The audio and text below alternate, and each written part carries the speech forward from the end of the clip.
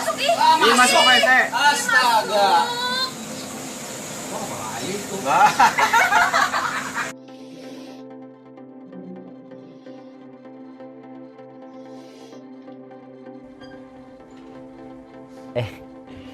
Sobat Edu, baru aja kita lihat gimana tuh, bayangin rasanya ketika kita masuk ke dalam kamar mandi atau kita sedang kebelet pengen buang hajat, tapi ternyata di klosetnya ada binatang, salah satunya ular. Bakalan hilang tuh rasanya, rasa buang hajatnya tadi, rasa pengen, aduh ya ampun.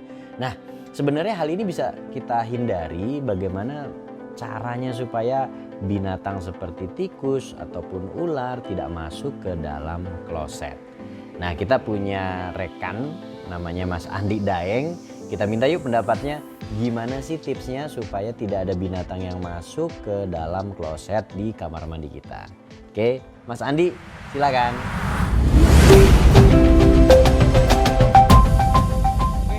Kita baru saja menyaksikan bagaimana seekor ular bisa masuk ke dalam rumah seorang warga di dalam kloset. Nah, bagaimana Mas Daeng ketika kita melihat situasi seperti ini dan penanganannya?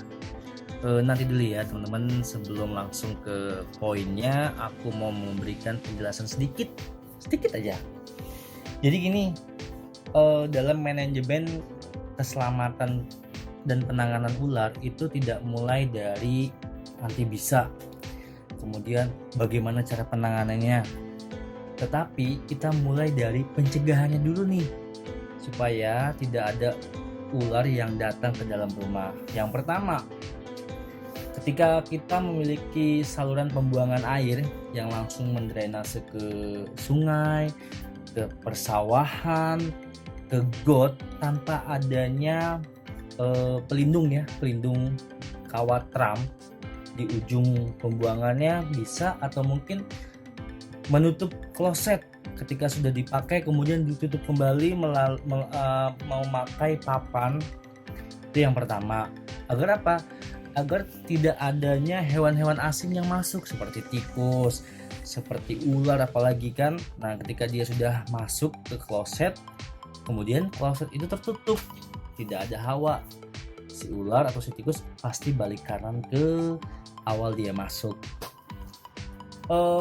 Rumah harus dalam keadaan bersih, tidak ada tumpuk-tumpukan barang, tidak ada tumpuk-tumpukan kayu, tidak ada tumpuk-tumpukan batu dan sebagainya. Kenapa? Karena tumpuk-tumpukan ini tempatnya tikus untuk bersembunyi, tempatnya katak untuk bersembunyi, tempatnya cicak untuk bersembunyi. Nah, tikus, katak, cicak ini adalah makanan si ular tersebut.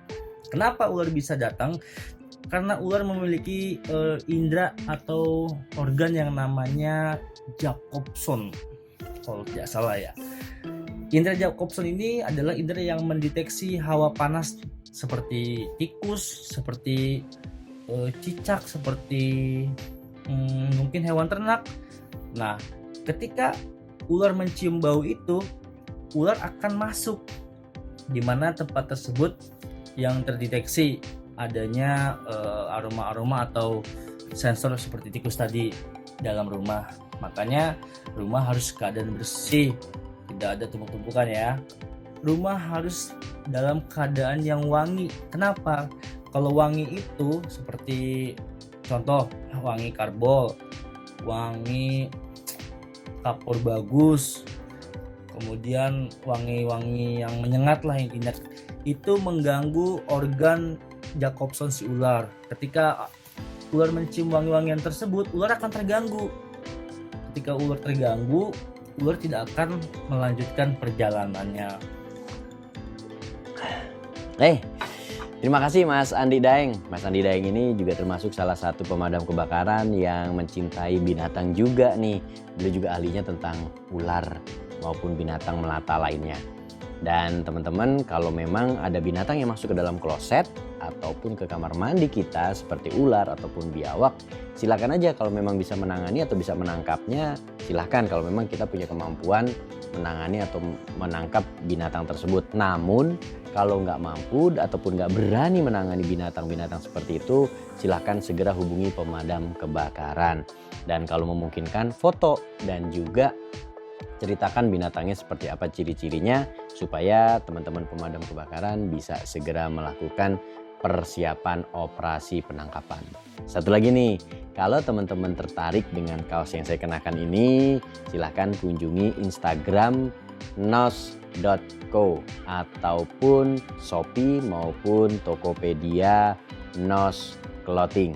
Silahkan kunjungi aja, dan kaosnya nyaman kok, enak kok dipakainya, adem dan gambar-gambarnya juga keren, enak dikenakan di waktu yang kapan aja. Oke, semoga rumah kita aman dan tidak ada binatang yang tidak kita kehendaki. Terima kasih. Assalamualaikum warahmatullahi wabarakatuh.